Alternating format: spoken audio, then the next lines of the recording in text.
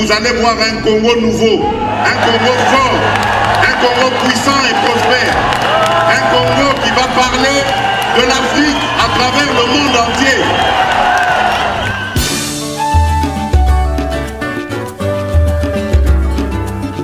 Yahweh, Yahweh, bénissa Congo. Yahweh, Yahweh, batela Congo.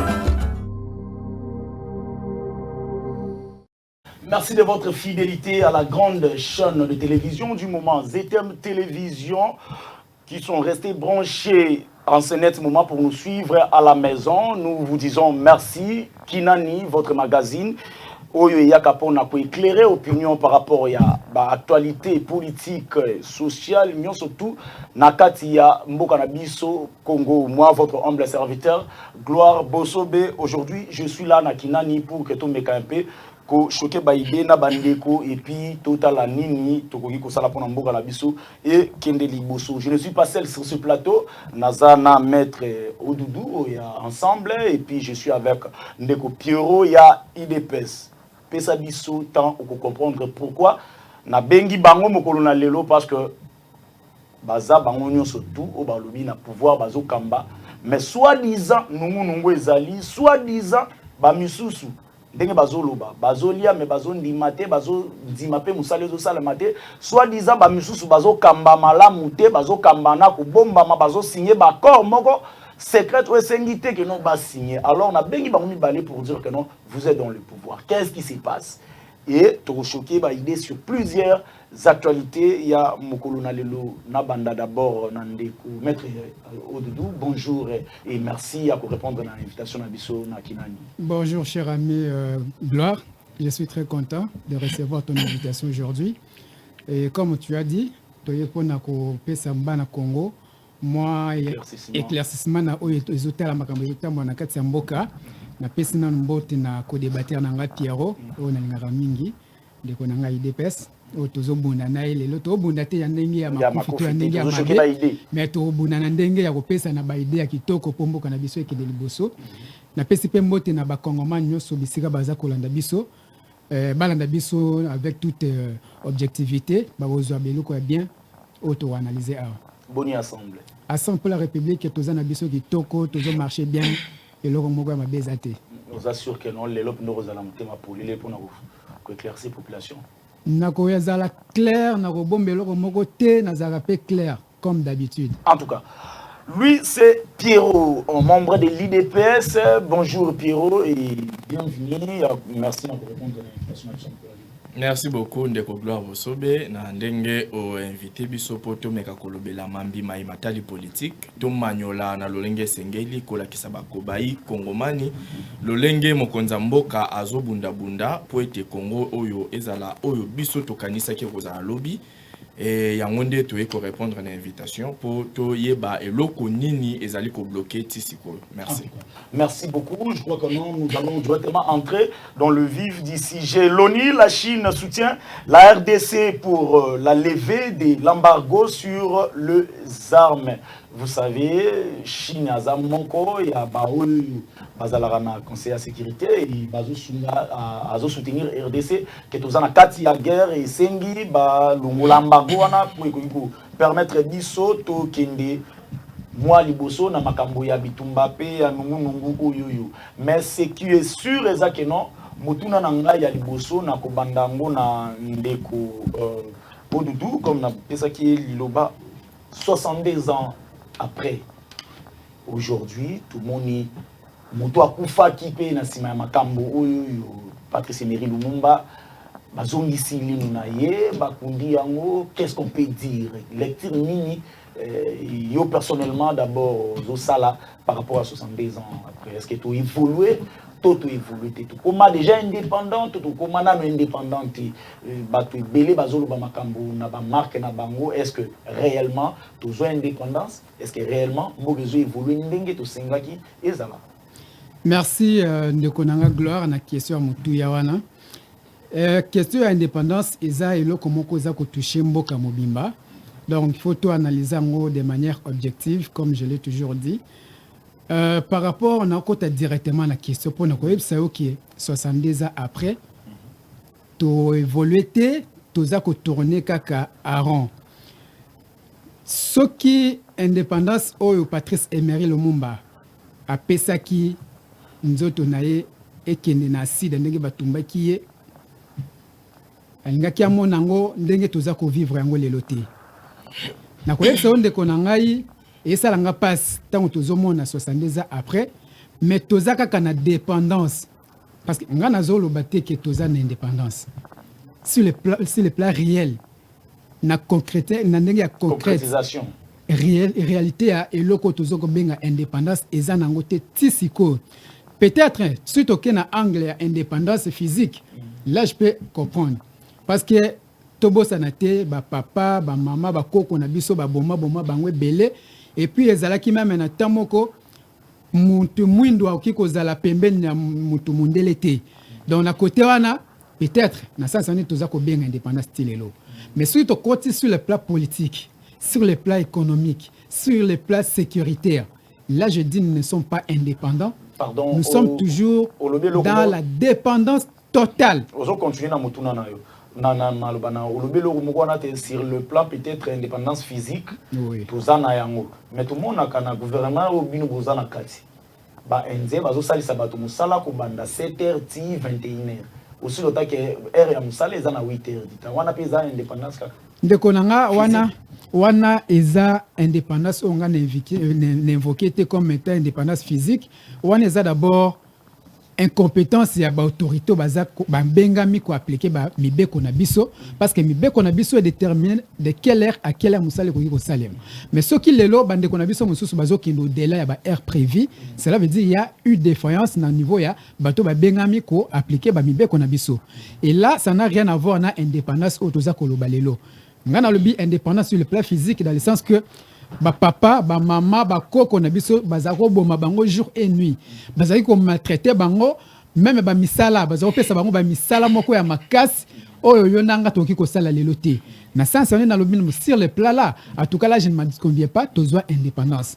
mais sur ton côté sur le plan politique sur le plan économique et sur le plan sécuritaire na ba domaine musus toza na indépendance te sur ton côté na sur le plan politique depuis tozo kibokonzi tokanisaki ke élection en 2006 to bana ko pona moto ya sali 5 ans na ye abimi mususu akoti abimi mais depuis to kota tozo soi-disant pouvoir na maponami ti lelo toujours ba querelle et puis pouvoir soi-disant parce que ba querelle les akaka pouvoir et wuta kakana volonté ya peuple congolais te et wuta kande libanda. Vous comprenez jusqu'à présent. Même eux, là, je suis en face d'un ami, où il y a un pouvoir, où il y a oui, où nalobi azana pouvoir parce que nalobi bien azana pouvoir. Nalobi bien azana pouvoir. Écoute, cher ami, nalobi azana pouvoir parce que yende azana commande. Mais ngana yende ko appuyer.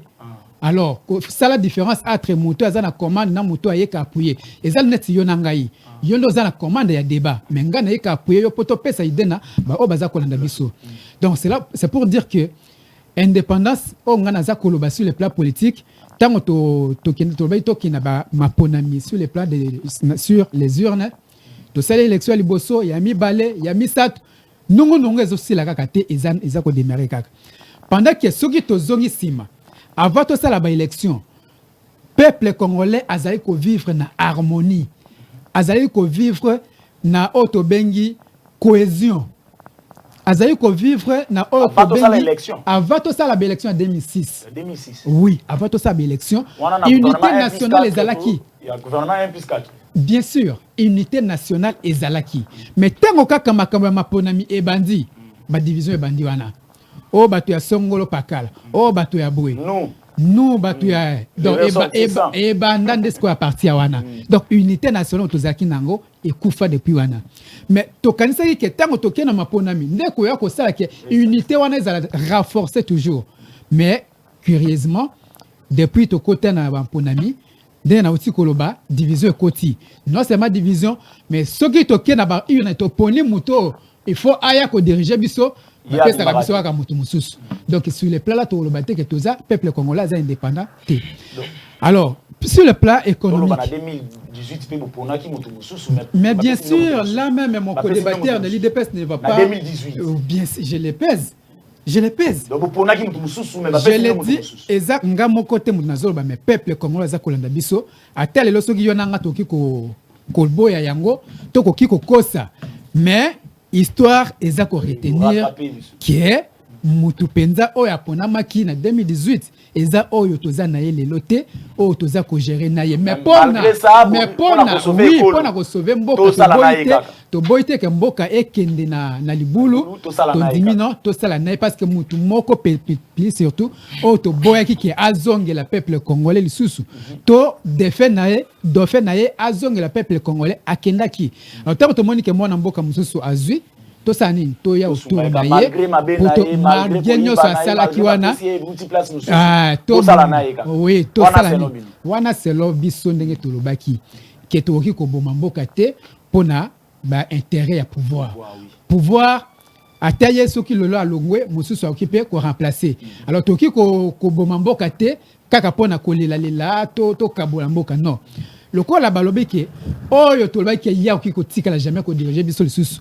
akei na mutu na pe akei mususu lokola koti toya na soutien pas oyo pour te faire avancer donc pour comprendre yo donc 62 ans après rien n'a été évolué sur le plan économique politique et sécurité que nous n'en parlons pas parce que rien n'a été évolué bino na gouvernement ou après on a bino ezani tina na bino kasi ezani parce que ocho lo ba to ça la cercle vicieux ce qui veut dire malgré nous beaucoup na pouvoir bo ça la peka cercle vicieux donc tina que un jour so botier candidature na élection to pesa bino beaucoup nzezate cher ami to ça la analyse na landi mutuna kitoko to ça la analyse to longola basatima na biso to ça la analyse na oyo tozomona mboka eza koleka koyef sanga lelo ke lokola biso à 100 pour la république toza na kati ya pouvoir.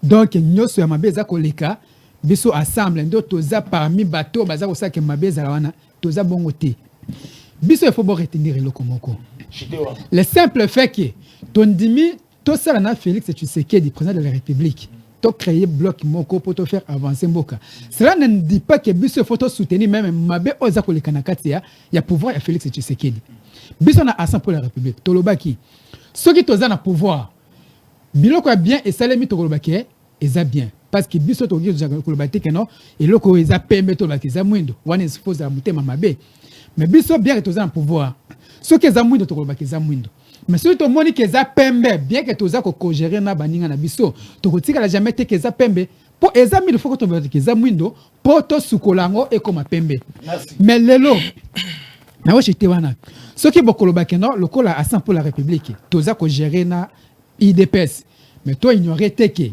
Moutou a un dernier mot Moutou a un bic ils ont des IDPS et puis seul Moutou a redevable devant le peuple congolais c'est le chef de l'État donc en 2023 élection Bino Boza redevable était par rapport à bilan en 2023 je le dis et je le pèse la seule personne qui est redevable devant le peuple congolais ce n'est pas UNC comme parti politique, ce n'est pas MLC, ce n'est pas Assemblée pour la République, ce n'est pas tout ce que vous pensez là, mais seul le chef de l'État avec son parti politique qui est IDPS. Merci beaucoup, Deko.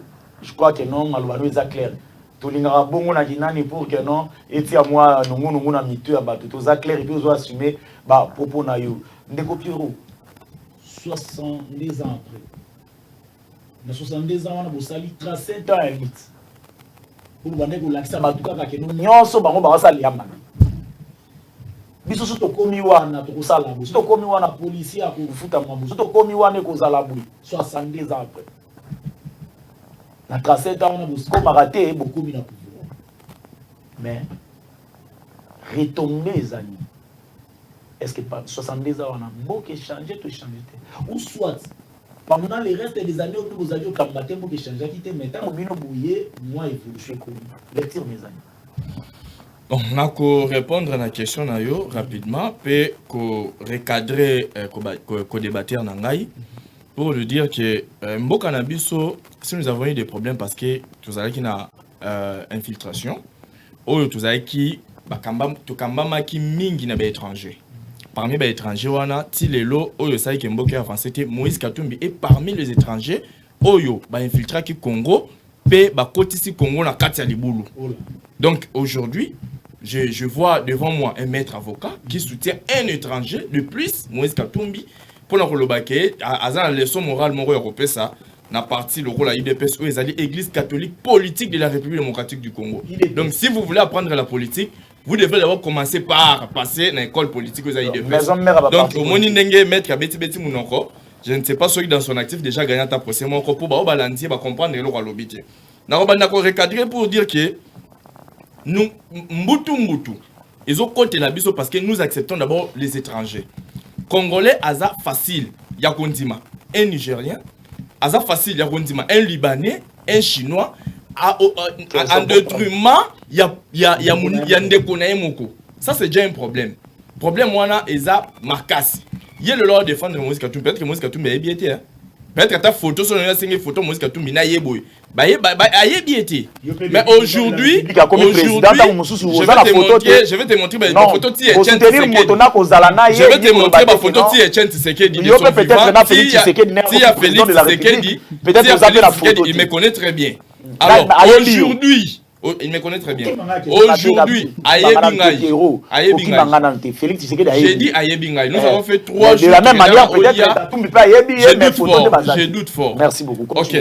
Vous voyez, déjà, du point de vue à mentalité, côté sabiso makamona mutu oyo et ça a été l'obito développé surtout biso ba jeune congolais. Vous voyez un maître avocat oyo constitution au lieu kutu azan pas défendre yango mais défendre constitution. Nenga zana so comme na mobeko likundi mboka otima pour protéger Moïse Katumbi. Donc vous voyez déjà que intérêt personnel ya bato comme opprimer sur mboka. Parce que j'appartiens à X ou Y Moutou, il faut qu'on a défendre. Abi que l'unité n'a pas qui à partir de l'élection. Non. Peut-être qu'il y a histoire et mboka n'a pas sauté na rola qui ça y en unité ya mboka n'a pas sauté qui n'a pas moko. Ma maman be moko. Donc to côté qui na système moko oyo il faut qu'il est protégé congolais, mais tant Mobutu ko cha dictature na sima ide wana. Nda BBC unité ya mboka na biso. Parce que Mobutu qui na ide wana zaki malamu, mais tant ezaki accompagné na dictature wana Moïse Katumbi, Azakina, je ne sais pas moi en Tanzanie, to na Israël, Etienne Tshisekedi de son vivant à Télémelaki Mobutu. Donc ça, je te rappelle que non, votre sphinx président Nabino, Etienne Tshisekedi était dans oui, Ezalaki na kati ya Ezalaki na cour ya mandat ya Mobutu, tina ndenge j'ai très bien dit. Tant que dictature est côté na idewa, idée zaki mabete, idée zaki malamu. Mais tant que dictature est côté na kati ya idewa na nde idewa na iko beba. Donc ce n'est pas les élections. Ce n'est pas les élections de Moutou et Sali. Non, non, ils n'ont pas de preuves. Si tu veux me dire de quelque chose, si tu veux me parler de quelque chose, amène de preuves. Si tu as de preuves, ok. Nakei. Oui, Baoutaki na kati ya un père parce que c'était des politiciens. Baoutaki na un père en tant que de politicien. Etienne Tshisekedi a tellement Mobutu parce que Mobutu devenait de plus en plus un dictateur avéré. Alors il dit non non, il faut tout kende na maponami. Donc Moutou a tellement là Mobutu qui na maponami, c'est Etienne Tshisekedi. Abi du point de vue économique, rien ne bouge. Mais au bout de ça, il faut s'informer. Kende na ministère des Finances demande. Vous faites seulement la politique pour la télé. Donc politique yo salara la télé. Il faut que Kendara se renseigne. La minute où Mboka Kabila nous avait laissé avec 2 milliards. Donc, ça qui 4, si nous avons organisé l'élection, on a mis 2 milliards. Et aujourd'hui, déjà, nous avons balancé le budget pour l'année où nous avons qui est 15 milliards dans 3 ans. Rien n'a bougé du point de vue économique. On a Congolais sur la sécurité. Du point de vue sécuritaire, Ranger, M23. Ceux qui volontaient au SAMI, le SAMI pendant 18 ans, on ne pouvait même pas parler dans Mambo Est. On ne pouvait même pas kende na makambo ya Kagame et consorts. Volonté à 3 ans seulement. 3 ans seulement. Message papa mon qu'on appelle ça qui mon qu'on tombe le moi iwaka ndezaki makasi. Abi je veux la paix totale ou la guerre totale. Azaki na posate ya banda kende na sima ya makambo te ba M23 non abi ennemi na biso eza ba Rwandais. Ou soit, tu fais kimia ou soit tu bundi. et pendant 18 ans notre cas reçoit message à bongoté. Aujourd'hui ce qui est na est na discours obino bo sala bokina on a élection, je ne pense pas que bobima na est wana parce que est mobimba est commis fachi pur. Pardon? Est mobimba za fachi pur. Donc mutu moko te akokende sur na est kuna sa la campagne. So bo bongisa maponami.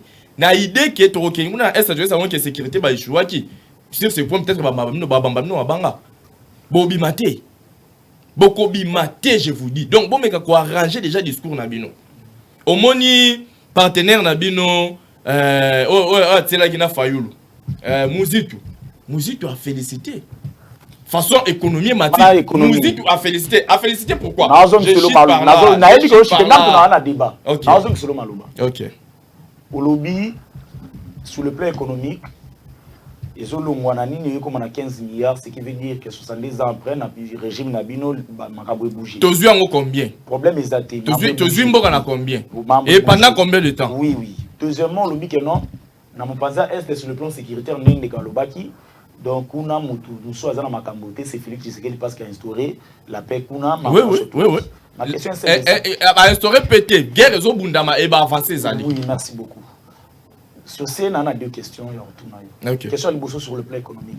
Vous avez dit que nous avons comme 15 milliards, ce qui veut dire maintenant et avancer par rapport à régime Kabila. Oui, oui, oui, oui. Mais quels sont les retombées? Retombées Zali, retombées Zali. Nasi motuna na ngaite. Mais ngabi ya nwezawa. Problème ezate. Bongo wambuye bana mboka il faut bayoka motuna na malamu et puis bayoka pe question no malamu. OK. Sur le plan il y a économie ngo lobby que no makambo mati. Retombées na ngona vie sociale à peuple congolais ezali.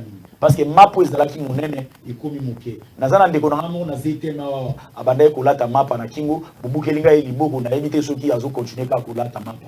Atika autorité tobenga ki bubu awa biloko ya kolia poisson ezalaki na combien et comme côté kama combien fufu ezalaki na combien comme côté kama combien sur le plan social il y a vie il y a peuple congolais tant que l'économie mati mais social la population pe ezo mataka kama bandi kolia malamu époque kabila tous les lo bazolia malamu époque na bino là c'est sur le plan social sur le plan économique tout y est sur le plan sécuritaire quand vous parlez que non sur le plan sécuritaire, les choses est avancées.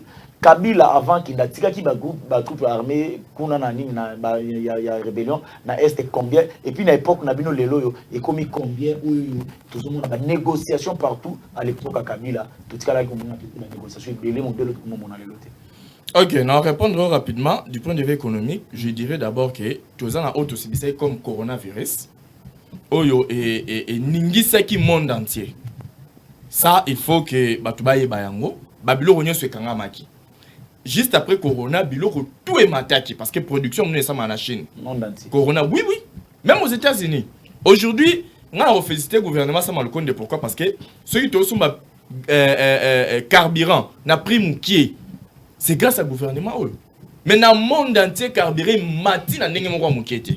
Même aux États-Unis, tu as la bandeko. En France, tu as la bandeko. Si na bamboka mususu de Gabon, Sénégal, tout ça information. Son carburé grâce à son excellence Didier Bidimbu. Donc c'est politique oyo le président de la République a mis en place.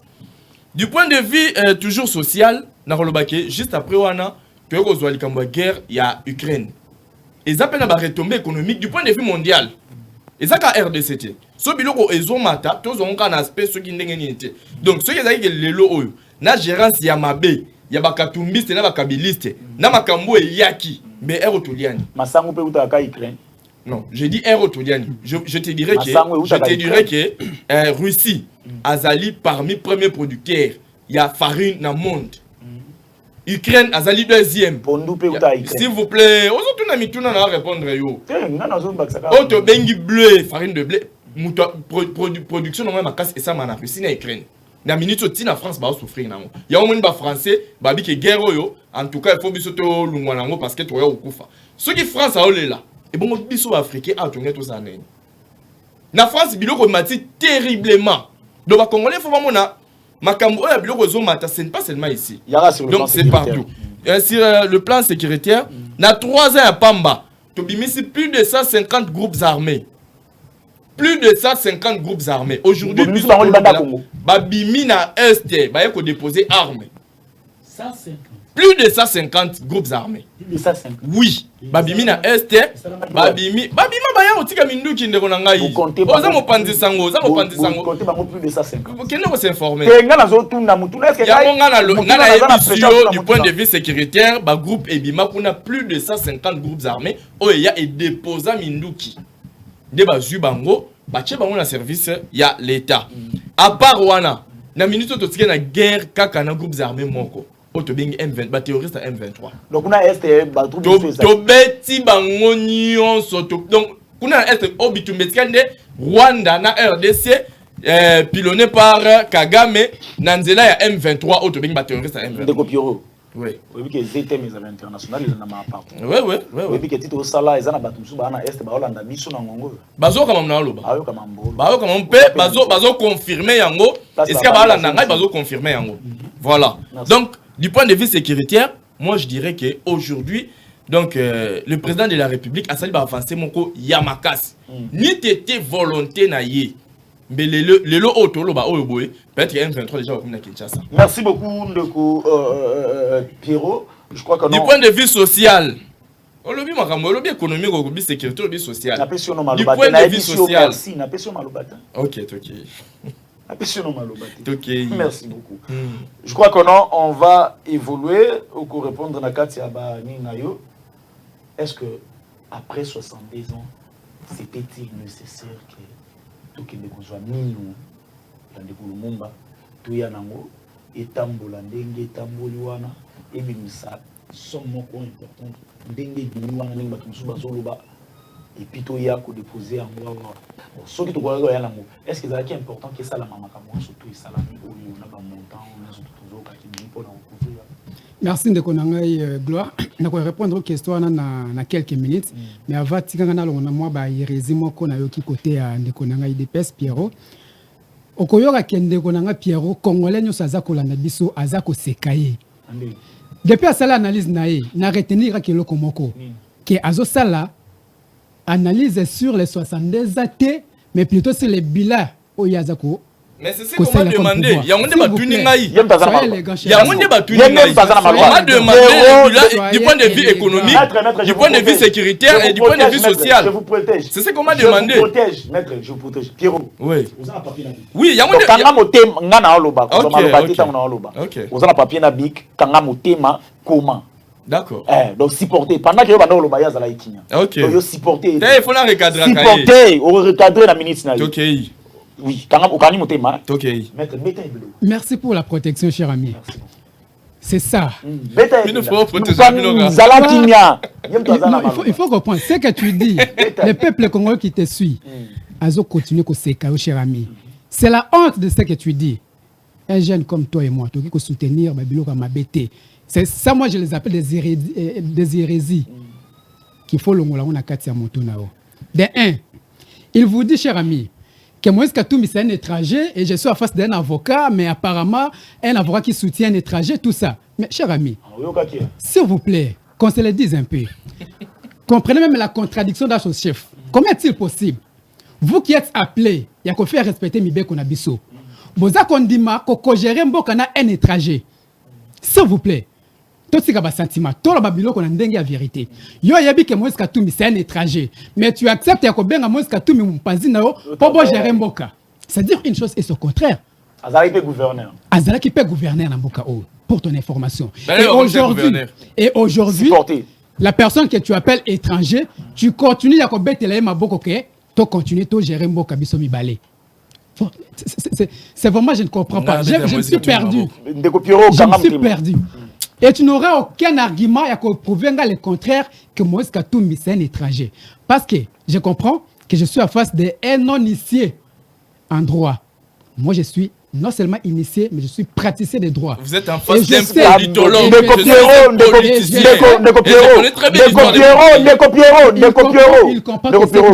Il n'a aucun argument à prouver le contraire. Je comprends. Donc comprenez que, s'il vous plaît cher ami, lorsque vous dites que Moïse Katumbi c'est un étranger, tu n'as aucune preuve Il y a qu'on l'accès liboso à peuple congolais que Moïse Katumbi c'est un étranger. Parce que tous la loi Mibe qu'on a biso, toi na Mouibo qu'on a biso loi sur la nationalité qui définit qui est congolais et qui ne l'est pas. Yo osa politicien c'est là ce que tu dis. Mais il faut qu'on se la analyse selon makambo ndenge eza sur le plan. Papa non, vous n'avez pas la parole. Pierrot, je vous dis, vous n'avez pas la parole. Vous n'avez pas la parole. Pierrot, maître.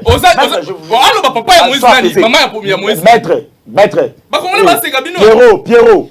Comment on se secondé yo? Maître, vous n'avez pas la parole. Pierrot. Vous dérangez l'émission, vous n'avez pas la parole. Ok, parce que le Bela ok, liboso après au bandeli. La population bazana ndako balanda biso to respecter bango. Donc apaise-toi quand monter maso mitune zali ngani mituna yo mituna te. Toyokani. Prochainement ceux qui tirent sous désordre minute ya simana ko baxila ye ba minute ko leka yo. Voilà population bazana ndako za témoin. Merci beaucoup. Problème est maître. Problème est ceux qui battent bazo luka baye ba place wana so ba toucher mozo choquer bino apparemment makasi. Non. Si motuna na ngate. C'est ça le apparemment zo choquer bino makasi. Pourquoi tant balobi makambo la loi congolité bozala ki bato ali boso ya côté mais on dirait bosala un problème on dirait ba s'attaquer na bino moko on balobaki na bato nyonso c'est là où bazo douter quand même la nationalité ya de Moïse Katumbi ndeko na ngai biso na wala za kama mutuna au comme une réflexion na bien sûr toza ko bangelo ko moko te pe toza ko sala nyonso bato baza ko kanisa ke non à 100 pour la République baza ko banga tout ça non nous ne craignons rien. Toza ba congolais toza ko démarrer pe kaka ba congolais nazo ya comprendre ko longola ba irezi ndenge nazolo ba na mutu ya ndeko na ngai Pierrot ndeko na ngai na yebso très bien que ceux qui osa na ba preuve que Moïse Katumbi c'est un étranger akokaki ko ça même pas non je réponds à sa question mais je m'adresse à toi parce que yo moto soulever question de nationalité wana je te dis si Moïse Katumbi était un étranger, yo lokola mutoza ko détenir pouvoir. Qu'est-ce que tu allais faire? Et lokola bossa ko sala nini parce que benye infiltré. Et puis toza ko luka ben infiltré no so basa nini ba longwa na katia ya mboka na biso. La première des choses à faire c'est quoi? Il fallait que longola infiltré ngo o benye étranger, botié mupanzi. Mais vous acceptez de travailler avec un infiltré, de travailler avec un étranger. Déjà que c'est un étranger. Vous continuez toujours, il y a travailler. Il y a plus aussi de députés dans l'Assemblée nationale. Heureusement, et la mine n'aura même pas des arguments, il y a que prouver les contraires. Qui sait que Azan argument mon côté, il y a que Moïse Katumbi, c'est un étranger. À Kolobaka, quand il y a commet des mortels, non, Aza papa italien, maman, ceux qui zambiens et tout ça. On a chassé à Moutoune, ça vous nationalité. Non, je l'amène pour Assi Kanango Libela. Merci beaucoup. Assi Kanango Libela que Moïse, tant que la loi sur la nationalité, Aza qu'on reconnaître que Moutou a botami na kati ya Congo. Aza na nationalité congolaise. Nanani. S'il vous plaît. Cher ami. Oui, vous êtes protégé. Moi, je. C'est la Zalakimia, qui nous a protégés. Ndeko Pierrot. Na Longoli. Ndeko Gloire. Atuninga Mutuna. La population va la mission. Nous sommes pas là pour la jouer, tout ça la bavati. Yo kana emisayon Ndeko Pierrot. OK. La 4 minutes na on a Longoli 3 minutes na pesi Ndeko. Vous aurez moins de minutes par rapport à minutes Ezalia. Vous avez la parole. Donc comprenez, oui, comprenez. Donc si on continue ko loba, na ko continuer ko ba. Tout la population oyo tieli kamuna kata minutes. Ah OK. Merci beaucoup. Heureusement tous na journaliste ya Mayele o aza ko comprendre. Aza ko ba mec Kobeta débat. Merci beaucoup. Au moins, cher ami, Congolais à comprendre que Mouto Tozana na kati ya débat ya lelo, Mouto IDPS, azo soutenir Mabé. Donc hier, à ce que Zamouindo a retiré la Vous avez 3 minutes dans ma minute na Eloba. Merci cher ami. Donc pour la biso à 100 pour la République, ceux qui mou des autres Roloba qui Zamouindo, ceux qui pembe to ba pembe. Donc biso Tozana na bino na vision bino ke ata Mabé olobi ke Zamabé. Alors pour dire à mon ami, na o chité na place wana comme ça na kota na question na yo, ya koyeb c'est que contrairement à ce qu'il dit que Moïse Katumbi c'est un étranger, na comprendre parce que Aza un praticien à droite azo mené même ba recherche na droit pour na koyeba na ba ko benga congolais na ba ko benga congolais té mais na tinde a mené ba recherche pe azo abelema ezo la que Moïse Katumbi aza congolais té ayenango ala kisibiso a mais je lui dis le quoi là boza kondima même par là je vous donne ne fils que cette preuve le quoi là boza kondima ko gérer na Moïse Katumbi o boza ko benga kaza étranger cela veut dire boyebi que c'est un congolais. Merci beaucoup. Alors je reviens à ta question. Et ça d'abord passe, il y a comme on a aussi millions de dollars pour l'événement de Patrice Emery Lumumba. Et je vous dis, va cracher sur la mémoire de Lumumba. Comment? Pourquoi je dis l'ino au baza comme la biso lelo. Qu'on vantait qu'ils a l'ino ya Patrice Lumumba. Qui l'a dit qu'ils a l'ino ya Patrice Lumumba? Lumumba histoire est qu'on renseigner biso. À moins que bande qu'on a biso à IDPS. Au baza comme on a mwindo, baza qu'on ba pembe, balo ba kezaka ka l'ino ya Lumumba. Na sas ni Lumumba batumba kaye. Congolais nyoso ayebi que Lumumba tchaye acide batumba kaina. Bande qu'on a biso mi balé au kitona na polo. Batumbaka bango ya kutumba. Na ebite mutu soko otumbiye okokende ko retrouver lino na ndenge nini. Bakoyebisa yo oui et puis nacide. Bakoyebisa na balongola ki lino ababa tumbaye. Cher ami, c'est une honte. Oyo mboka na biso tokoka ki jamais kondima ko sala loke salimi wana te ya kokende ko mema lino soki utaki wapi ya mutu soki nani ba ya ko présenter congolais. Donc vous pensez que les blancs nous ont dupé. Ba pesi biso balobaka ba tie biso putulu na ilongi. You can see. You can see me ya John Cena, cher ami. Congolais nous c'est sikaza à retenir que toza na état ya ko l'époque ya kotika la kozala lokola BBT toza déjà un peuple mûr, un peuple photo bengama toza la respecter na bamboka bapai ba belge baza ko seka biso tant toza ko sepela na lino ya Lumumba et puis ezo sala ngam mabe et là on a ko sepela mukeza place ba tie mozole na ye voilà na sepeli makasi parce que c'est comme quoi il y a bien à mutu no c'est sika koya a comment yango mais non même son sa fille oh na bosani kombo na ye na analyse na ozo sala ayebi que papa na ye ba yebi ndenge ni na kufa kite ndenge ni ba boma kiete ayebi te donc même bango moko famille biologique ya Lumumba baza ko douter sur l'île ya Lumumba wana soit disant donc ezo sala honte na mboka lokola Congo ya munene boye akende ko sepela ko kende ko si ça ba millions de dollars ya ko tia même ko futa kaka ba senya na ko mema lino ya Lumumba pona ko loba keza lino ya Lumumba ce n'est pas lino ya Lumumba que les Congolais retiennent keza et ya nini excusez-moi si ça awa au moins ninde ko nanga tanga lobi apesi babila ya pouvoir na ye oh Félix asali boye est-ce que yoki ke tanga zo vanter Félix oyoki kalobi Moïse Katumbi oyoki kalobi INC alobi Félix a réussir boy Félix bila yende bangonde pas assumer donc il faut pas assumer pouvoir na merci Ndeko Pierrot boka moité soki na katio maloba na mkusi avant parce que vous bandez ko déranger émission ba ministre sinon na zoaki mon accès qui Ndeko est-ce que était ezalaki vraiment utile que linu et ça là na vet wana nyonso tout et puis ndenge ndeko uti koloba wa non ba miseli ba millions na ba nino yo et ti lobby ba ke kuti wana donc sûrement que non ba bongo ko ba ita ko est-ce que qu'est-ce qui prouve aux filles et aussi que ndenge ndeko uti ba que ça là qui vraiment ya Lumumba et puis aux ana mata mki ya pour recadrer makambo ndeko uti koloba vous avez la parole. Oui, merci beaucoup Ndeko Gloire. Ceux qui na bande ko intervenir tant de bande ko lobela pour na recadrer pour Babi, dis-moi qui tu fréquentes, je te dirais qui tu es. Moïse Katumbi Katebeka Toto. Ndeko na ye nda lobaki ke maman na ye azali zambienne, pe papa na juif. Katebeka Toto, c'est lui qui a le monopole de dire qui est congolais qui ne l'est pas. Ozana malobate, tu rejoins minute pe ayo to merci cher ami. Le supporter. Je supporte. Katebeka Toto alobaki Moïse Katumbi, papa na ye azali juif, maman na ye azali zambienne. Vous comprenez? Loi ya congolité, c'est pour cela Ngaï Pierrot n'a soutenu Yango.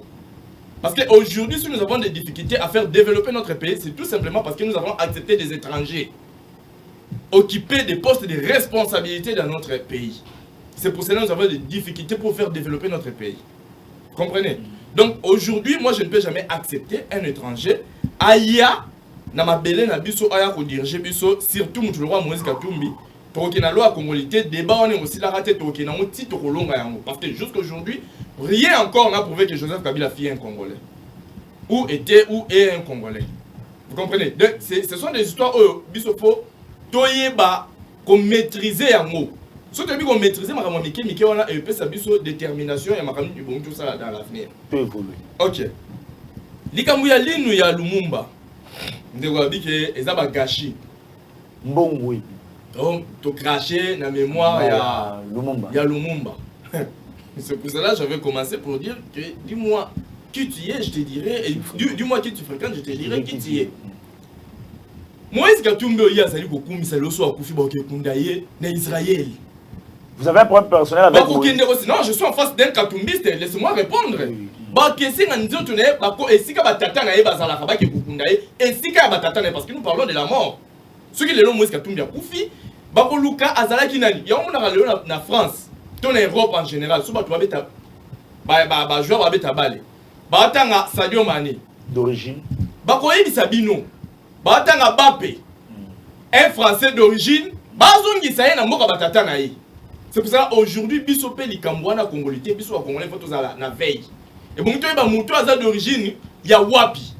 Parce que aujourd'hui Moïse Katumbi comme président de la République et qu'il y a un conflit entre la RDC et la Zambie, il y aura vraiment des difficultés pour trancher likambwana parce que bande konaye son frère Moïse Katumbi aza député na Zambie. Vous comprenez? Donc, dernier mot Bino peut vous en avoir difficulté à retrancher Mamboa Est parce que votre frère non, ce n'est pas ça. Ça, vous avez Éthiopie et ça m'a besoin maîtriser. Alors, je vais répondre pour dire que nous sommes des Africains, nous sommes des Bantous. C'est symbolique ce qu'on a fait. Quand on réclame que on l'a réclamé comme ça pendant tout le temps que Lumumba Koufa. On vous réclame, on vous dit que non, une partie a nous Zara Awa.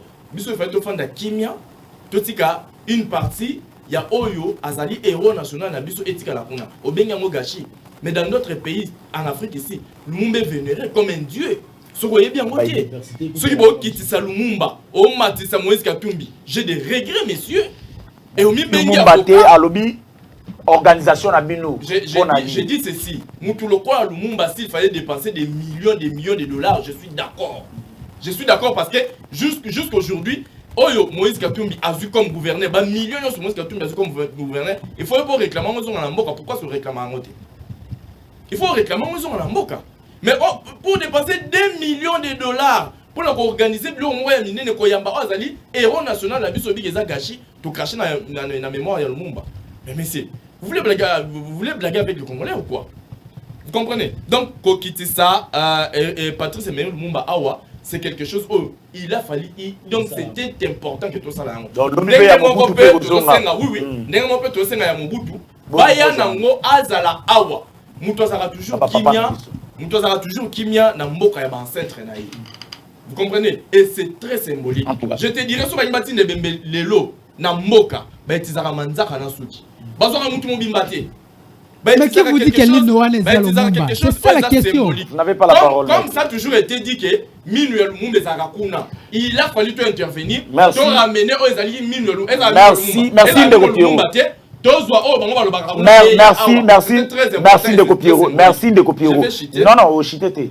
Au déranger qui émission dans votre là qui au minute tu vas déranger à déranger le logo là. À déranger le logo là. On va évoluer. Cette question que je vais poser maintenant, ça n'a rien à voir avec le débat. Ça n'a rien à voir avec le débat au Nazo Senga. Qu'est-ce qui se passe dans l'IDPS de Kopiero?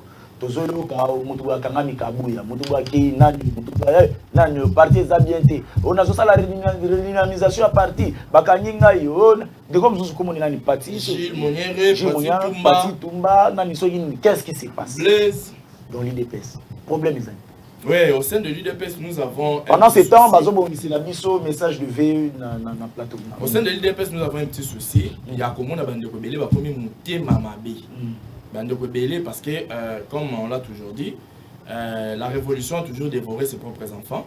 Et c'est ce que nous voyons aujourd'hui dans l'IDPS. Je suis contre ceux qui ont insulté le secrétaire général. Je ne peux jamais appuyer cela parce que tout le monde a l'éducation politique. Oyo, batangi sakibiso pour se révolter, pour revendiquer et non pour insulter. Donc je suis contre Batunion Soba Fingaki, le secrétaire général. Mais je suis aussi contre des marches. Il y a des combattants qui sont Kangama. Patin Tumba aujourd'hui, Azana Makala, ça me fait très mal, toujours ça la démarche pour être abîma parce que ça nous choque en fait. Comme on a un combattant, il a bondi pour le pouvoir. Azu Moussalate, il a risqué sa vie. Azu Moussalate a joué l'autre côté mais bénéfice na ye la lutte ezaki qui na makala là ça me fait très mal ndeko Pati Tumba Esika Ozali ndeko Gilles Moniere babisinga Blaise pe abengaki ngai président bazolukisanga bakanga ngai na kimeko na mboka bato aner et tout ça nous fait très mal. Il y a un moment que aujourd'hui ba combattre bazo kangela bango pona nini bazo finga Net Blaise alobi que non, lui c'était parce que afinga qui le secrétaire général qui était Kabouya. Et je suis contre. Je n'aime ça que non, je ne peux pas appuyer les caméras finga secrétaire général et surtout que mboka na biso na moment où Ozali tout traverser un moment très difficile, nous ne pouvons pas accepter à ce que bokende lisusu ko banda ko finga ka ba konza parti. J'étais contre les Cambouana, mais les Cambouana quand ça ba congolais ba combattants, je suis également contre. Donc IDPS il faut tout fanda tout solo là parce que il y a beaucoup à dire. Il faut tout le moyen, tout fanda, tout solo là, tout ça le point sur les i, de telle sorte que o ezali lutte na biso, o ezala qui combat na biso. Les lois bande comme souba c'est kabiso te. Balo bate que voilà bango na bango ba komi ko bomana. Ça nous fait très mal. Alors très mal. Donc na sengi na ba combattant nyonso ba o ba linga ko finga ka le secrétaire général Batika. Eza malamu te. Bande comme souba na parti mususu ba banda ko sekabiso. Les linges sales c'est là en famille. Ba o pe ba za na mandat ba o sali na bandi ya démarche wana to libérer ba o ba kangaki bango. Peut tu es bandé ni à remettre UDPS na rail parce que UDPS est une machine politique. Merci. Tant que tu es na carte ya opposition, tu as une chance que tu es battu au pouvoir. Aujourd'hui UDPS au pouvoir est un miracle en Zambie. Et le président de la République Félix Antoine Tshisekedi Tshilombo on tombe le moment ya Kaninda. Denga diriger tilelo ezali grâce ya protection divine ya Nzambe yemo. Oh là. Ni tete Sambe est peut-être déjà kufaki. Parce que mon debi Bembela ndama ki na présidence en tout cas, une affaire, il y a 95% de la présidence, ce ne sont que les membres de l'UDPS. Et les membres de l'UDPS sont dans le sacrifice na bango, il y a quoi accompagner les héros vivants. Moukontombo le moment où il y a des gens Moukishi, et ça qui peut être biso topé sa congolais, oyo, azo dans la minute oyo. Et ça me va vraiment droit au cœur. Merci. Comment dire, on continue beaucoup, tant que nous dirigeons. Là, c'est Ndeko Pierrot. Message de V à Fojek, ce qui nous a assemblé là, il n'y a pas tout. Message de V du directeur général de Fojek à l'occasion de la célébration de la.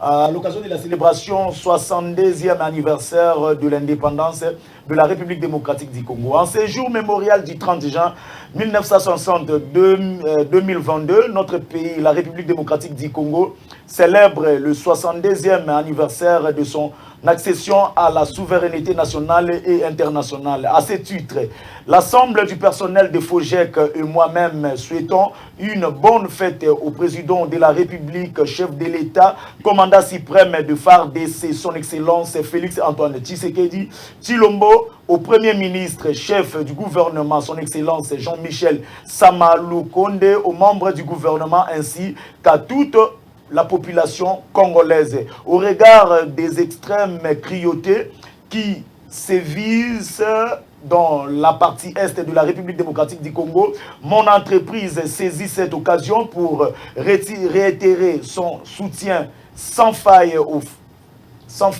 vaillant FARDC qui ne cesse de multiplier les efforts en cette partie de la République démocratique du Congo RDC et poursuit la matérialisation de la vision du premier citoyen de la République démocratique du Congo, celle de faire bénéficier la population de fonds de garantie pour l'entrepreneuriat, clé du développement économique d'un pays.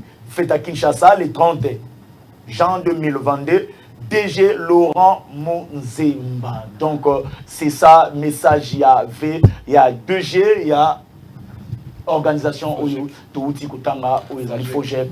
Un mot par rapport, il y a message de V, une Pierrot. Oui, dans un salué DG Laurent Monzemba ici Kazali, na fondation na Folom, na sengi na bapignon sobaya ko s'adhérer na fondation ici Kangapé na zali membre. Fondation Folom. Oui, baya ko s'adhérer massivement. Pour toi, il y a accompagner M. Laurent Monzemba, ou Azali Moutema ya Rufungwama. Pour l'exemple, nous avons vidéo, nous avons fait école, nous avons fait donc, ça va être belé, aux Azali Komonana, en tout cas, coup de chapeau. Puis, na sengi na ba Congolais, nous sommes beaux à la Nabokebi. Pour ça, nous avons fait la souka, nous avons fait awa.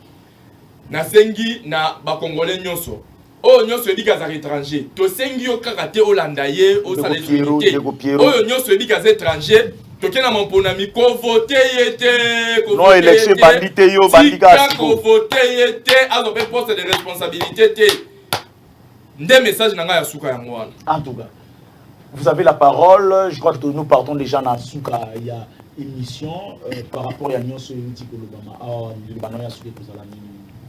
Merci cher ami Lilo Basuka d'abord na peso botondi na ndengo ya mbinga na émission ya lelo ya kitoko boye mais na kozongisa yo encore parce que apparemment na kosepela makasi mais na website na ndeko na ngana longola susu e rezi na kati ya mutu na ye ona koyesa ye yango wana nazo belo bana ya suka zala na kimia ndeko Piero yo toto pesa débat zala kimia oza protéger ndeko Piero Ndeko Piero, Lilo Basuka yo mtopesi yetu. Comme ngana ko batela zala kimia to sala na yo débatté c'est on a mtona monopole. Soko lomi lisusu prochainement na okata yo ba ministre invitation ko ya yambasi. Merci. En tout cas comment ça sur Lilo Bati. Vous avez la parole. Lilo Basuka ngam tona pesi yoti. OK. Lobadi. Azobanga ndeli banga na beta isiko. Beta embodi soko beta embodi. Lelo congolais nyo so arrêter.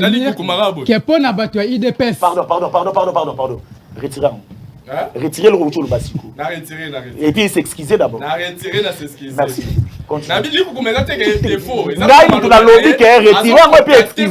Tu n'as pas été justifié. Merci. Non, cher ami, je suis habitué avec cet ami. Merci beaucoup. Je suis habitué avec cet ami. Donc ça n'a rien à voir. Tika ko embrouiller émission to comme na suka. Congolais yo so à retenir que bande ko na biso IDPS notamment de ko na biso Pierrot. Azako yebsa congolais qui oto bengi loi na kati ya Congo azo yebsa nana za congolais na za congolais te ezaka TBK toto. Donc KTBK toto est comme une loi na mboka na biso. Donc IDPS ba retenir que KTBK toto aza loi te loi na biso ezako loba nana za congolais te eza na kati ya mboka oyo. Yami balé azako loba ke non biso tozako bozako abosani. Non, toza ko suye mémoire ya Lumumba parce que baye na linu na cher ami. Tant on posait même question ko yeba nini la kisi ke linu wana za Lumumba. Atikali ko même pas un mot. Mais moi je vous dis, vous avez craché sur la mémoire de Lumumba. Merci beaucoup. Tant on posait ko même linu o eza ya yete ke za linu na ye. Cracher la mémoire.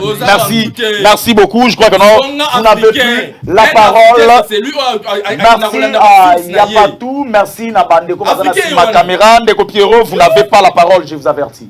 Comme na sukaya émission na biso topé sibino matondi mingi ya kolanda la grande chaîne. Je sais que non ba misusu ba téléma qui depuis tant on a ZTM télévision kolanda ba programme na biso surtout ici il y a des programmes OK non muto alandi et éduquer bana éduquer famille côté spiritualité na ndako bato ba bikinza le longwe nyo sote musika parce que nous avons l'option ici na kati ya ZTM télévision. C'était votre magazine Kinani Oyoyo Bolandia on a pourquoi lelo. Merci aussi na DG ya Kinani de me faire confiance. Gloire Bosobe ya kozala na plateau ya Kinani Mokolona lelo. Merci maître et puis merci Ndeko Piero. Merci na badona sur Bolandi sur na banda kutokutani prochainement. Ciao. Quand vous avez une voix qui se lève pour parler en votre faveur, vous avez réussi. Que vous avez un beau pays, un pays très puissant, un pays qui peut jouer un rôle énorme au sein de l'Afrique et du monde.